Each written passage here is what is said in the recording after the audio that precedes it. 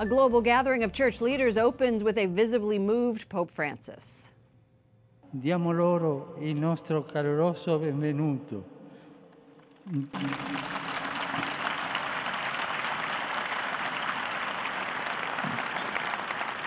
The Holy Father choked up during his homily today, and he welcomed 2 Chinese bishops taking part in the Synod on Youth. It's the first time they're joining such a summit since a landmark deal between the Vatican and China.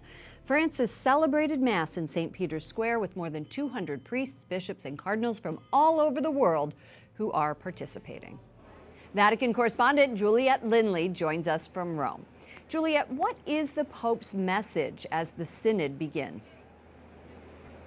Lauren, Pope Francis urged the bishops to dream of a future free of the mistakes and sins of the past. The Holy Father prayed for the bishops to guide the young with experience, but also to rekindle the gift of dreaming and hoping that young people have.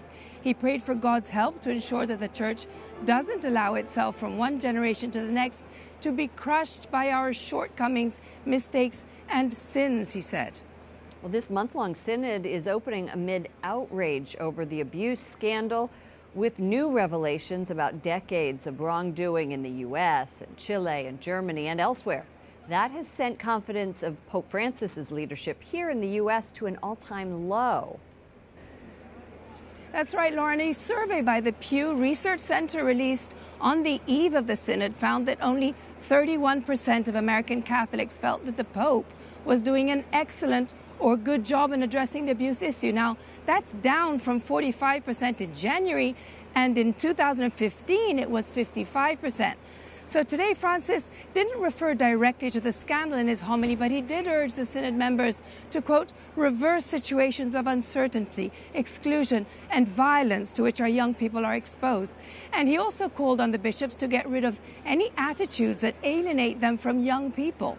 He said when church leaders don't connect with young Catholics, they are, quote, orphans without a faith community. The Pope says that leaves them devoid of a sense of direction and a meaning in life, Lauren.